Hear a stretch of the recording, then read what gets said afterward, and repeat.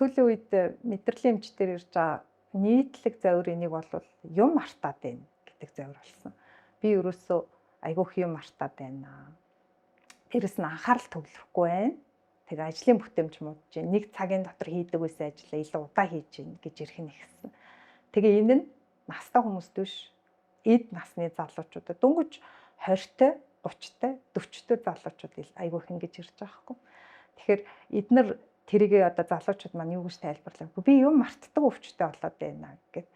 За тэгэхээр юм мартдаг өвчин зүгээр мартах хоёр бол маш ялгаатай зүйл. Тийм учраас би яг жинхэнэ юм мартдаг өвчин гэж юу вэ гэдгийг тайлбарлая. Харин дараа нь зүгээр энгийн одоо бидний мартаад байгаа тэрний хажууд яасан өөр зүйл вэ гэдгийг бид нар ойлгох хэрэгтэй юм.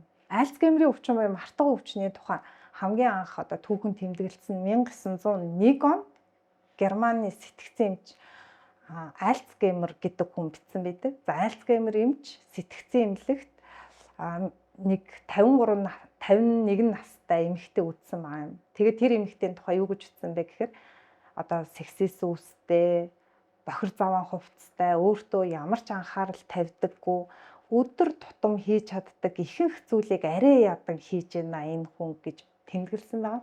Тэгээд тэр эмэгтэйгийн гэрэл зургийг одоо өвчний түүхэнд нь авч хавсаргаж үлдээсэн хожимо одоо энэ өвчнийг Альцгеймерийн өвчин гэж тэрийг нээсэн эмчийн нэрээр нэрлэхэд хүргэсэн. За Альцгеймер эмч юу хийсэн бэ гэхээр энэ өвчтнийг одоо сэтгцэн эмнэлэгт олон жил ажиллах хугацаанд бол зөндөө л одоо ийм сэтгцэн танин мэдхүн дороотолд орсон хөвшин хүн бол харж исэн боловч 50 настайдаа ийм болсон хүн ерөөсө хараагүйсэн учраас айгүй сонирхож судалсан. За тэгэхээр тэр эмэгтэй ямар хүн байсан бэ гэхээр 23 настайдаа гэрэлсэн, нэг охинтой, нөхрийнх нь хэлснээр тэдний гэр бүл айгүй аз жаргалтай амьдарч байсан. Харамсалтай нь 30 нас дөнгөж хүрэх үеэсээ үе юм мартдаг болсон. Тэгээ буруу итгэл үнэмшилтэй болсон. Нөхөртэй айгүй хайртай, итгэдэг байсан бол итгэхээ болсон. Үе хардаж хэрүүл урал хийдэг болсон. Зан авир нь өөрчлөгдсөн. Тэгээд энэ байдланд амжирч явсаар гад эмэгтэй 50 нас хүрэхдээ ерөөсөө зан төрхийн маш их өөрчлөлттэй гэр орны ажил хийж чадхаа болсон, хоол хийх ямар ч чадваргүй болсон, нөхөртөөгөө маш муухай харилцаатай болсон. Зам төрх нь бол ерөөсөө нөхрийнх нь хэлснээр тэсвэрлэшгүй болсон. Тэрнээс гадна шөнийн цагаар огт унтаж чадхаа болоо шүнжэнгөө ойрлж хаашгирдаг. Тэгэд намайг хэн нэгэн алах гад байна гэдэг бүр тийм бат итгэлтэй байсан юм. Тэгээд тийм хүний чинь одоо нөхөр нь гэртээ байнга харах хэрэг гарч байгаа байхгүй. Тэгээд нөгөө нөхөр нь 24 цагаар эхнэрээ хараад тэгээд тэдний одоо амьдрал ахуй одоо санхүүгийн асуудалд ороод хэцүү болж эхэлсэн. Тэгэхээр нь одоо нөхөрт нь одоо чи эхнэрээ сэтгцэн эмчэд авчиж үзүүлэх хэрэгтэй, сэтгцэн эмнэлэгт хэвтүүл гэж эмчнэр зөвлөгөө өгсөн байдгийг. Тэгээд одоо 51 настай эмэгтэйг сэтгцэн эмнэлэгт байх үед нь анх одоо Альцгеймер эмч үзсэн юм байна. Тэгээд одоо тухайн үед хүртэл 1901 оны тухай ярьж байна шүү дээ, тийм ээ. Өвчтнийг сэтгцэн эмнэлэгт үзүүлээд арга гэр нь мөнгө төлдөг байсан юм. Нөхөр нь хичнээн хэцүү амьдралтай байсан ч гэсэн ажил хийгээд эхнэрээ асруулахын тулд мөнгө илгээдэг байсан.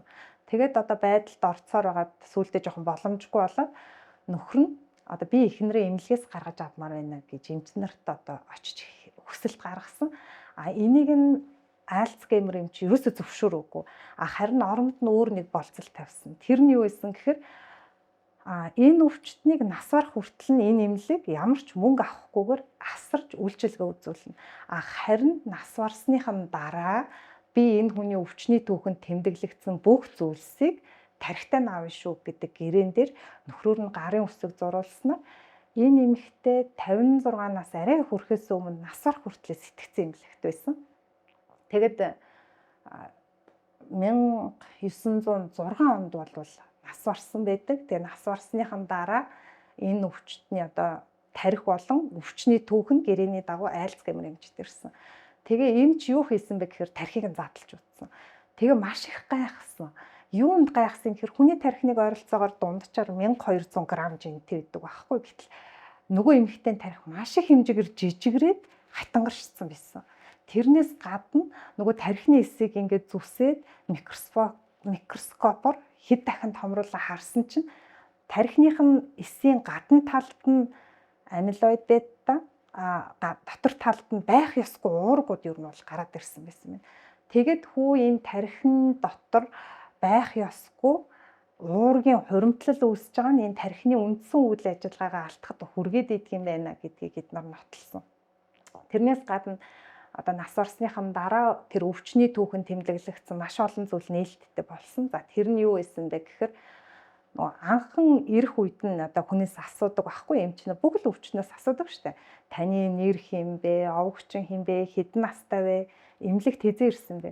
Бараг л бүх асуултанд би мэдэхгүй байна, би мартсан байна, би өөрийгөө алдаад удаж гин гэдэг гурван л үг хариулдаг байсан байна.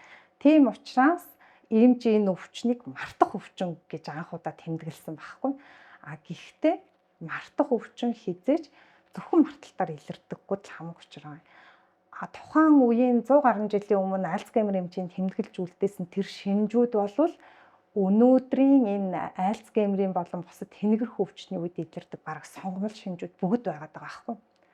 Юм мартна. Таны мэдхүүн ихэнх чадвараа алдна. Тэр үетэл өөртөө үйлчлэх ямар ч чадваргүй болно. Сэтгцийн өөрчлөлтүүдэд орно. Өөрөөр хэлэх юм бол маш догшин авиртай, ааш зангийн өөрчлөлттэй хий юм үзэж хаардаг. Дээрээс нь буруу итгэл үнэмшилтэй тий хүн намайг алах гэдэг ингээ байнгын айдастай. Тэрнээс гадна зам төрх нь маш хурдан хэцэж хамаагүй ингээ өөрчлөгдөж хэлбэлцэж байдаг. Нэг бол догшин ширүүн болоод ар гэрээ ингээл загнаал орилоо ашиг. Үгүй бол ямар ч авиад дуу гарахаа ойлоод таг ингээ депресстэй хүн шиг бие хумд нэг буланд очиж хэвтчихдэг.